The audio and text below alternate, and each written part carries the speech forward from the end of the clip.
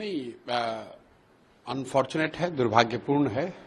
और मैं इसको मुसलमानों के खिलाफ और हिंदुओं के खिलाफ नहीं देखता हूं। मैं इसको इस नजरिए से देखता हूं कि बिल के मेरिट को अगर एक बार किनारे भी रखें तो जब ये देश बना, जब ये देश आजाद हुआ, तो हम लोग के फाउंडिंग फादर्स ने जो कमिटमेंट्स या एक तरह का जो एश्योरेंस उन्होंने इस देश के अलग अलग वर्ग के लोगों को के लिए जो दिया, कहीं न कहीं अगर आप उससे डेविएट करते हैं तो आज की पीढ़ी के लोग या जो लोग भी आज इस देश में रहते हैं, उनकी ये जिम्मेवारी है कि जो कमिटमेंट किए गए हैं हम लोग उसके प्रति ट्रूथफुल रहे।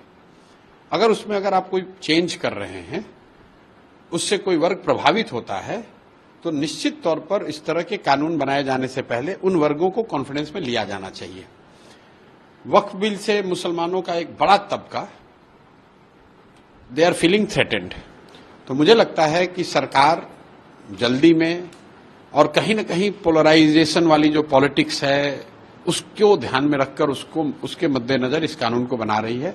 उनको वक्फ की जमीन से कितना मतलब है मैं नहीं जानता हूं, या वक्फ की संपत्ति या उसके कार्यकलापों से कितना मतलब है ये मैं नहीं जानता हूं। उनको इससे मतलब है कि ये हिंदू मुस्लिम होता रहे। दूसरी बात इसमें यह है कि सरकार अभी लोकसभा में उनको मेजॉरिटी नहीं है, और वो कानून अगर ला रहे हैं तो वो कानून इसलिए बना पा रहे हैं कि नीतीश कुमार जैसे लोग सरकार की मदद में खड़े हैं।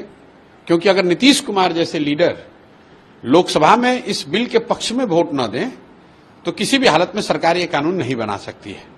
भाजपा वाले लोग तो मुसलमानों को अपना वोटर नहीं मानते हैं, उनको अपना समर्थक नहीं मानते हैं। एक तरीके से राजनीतिक खींचतान और लड़ाई ही है।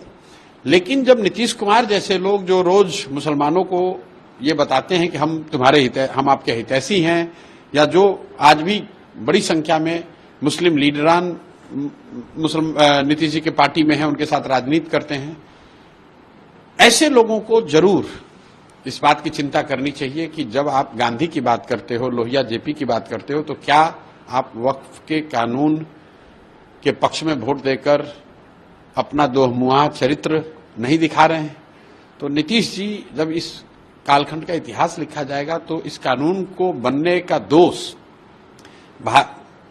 भाजपा से भी ज्यादा दोष कहीं न कहीं नीतीश जी जैसे लीडर्स के सर पे होगा। नीतीश जी तो लेकिन अभी तक चुप है इस बिल पर, लेकिन उनके पार्टी पूरे तरीके से सपोर्ट कर रही है, पार्लियामेंट में व्हिप भी जारी। नहीं, नीतीश जी का ये पुराना तरीका है। मैं आपको याद दिलाना चाहता हूं और आपके जरिए दर्शकों को बताना चाहता हूं कि यही नीतीश कुमार सीए एनआरसी के पक्ष में वोट दिया था इस आदमी ने, और उस समय तो मैं उनके दल में था, सब सर्वे सर्वा था। पार्टी की बैठक में ये तय किया गया और नीतीश कुमार ने लंबा चौड़ा भाषण दिया कि हम लोग तो बिल्कुल ही इस पक्ष में नहीं है, बिल्कुल ही इस कानून के विरोध में हम लोग हैं, और पार्लियामेंट में वोट कर दिया सीए एनआरसी के पक्ष में। मैंने जब आकर नीतीश कुमार को सामने से कन्फ्रंट किया तो नीतीश कुमार ने ये कहा कि भाई आप बाहर, बहुत पत्रकारों का जामवाड़ा था उस समय, तो कहा कि आप जाकर बाहर बोल दीजिए कि बिहार में ये बिल लागू नहीं होगा। वो तो हम दौरे पर थे और लोकसभा में सब नेता लोग कैसे वोट दे दिया हमको पता ही नहीं चला।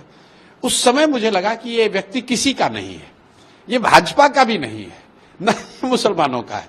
मतलब पार्टी में कह रहे हैं कि मैं इसके विरोध में हूं, पार्लियामेंट में बिल के पक्ष में वोट दिया, और मुझे जब मैं विरोध कर रहा हूं तो मुझे कह रहे हैं कि जाके बिहार में कह दो कि हम लोग तो बिहार में लागू नहीं करेंगे। तो हर वर्ग को साधने और एक तरह से बेवकूफ बनाने की ये इनकी पुरानी नीति रही है, और नीतीश कुमार का चरित्र कहीं ना कहीं ये जनता देख रही है और देखकर ऊब चली है। अगर आप ये वीडियो YouTube पर देख रहे हैं तो हमारे चैनल को सब्सक्राइब कर बेल आइकन दबाएं, और Facebook पर देख रहे हैं तो हमारे पेज को लाइक करें। 8 मिलियन प्लस सब्सक्राइबर, आपके इस भरोसे के लिए बहुत धन्यवाद।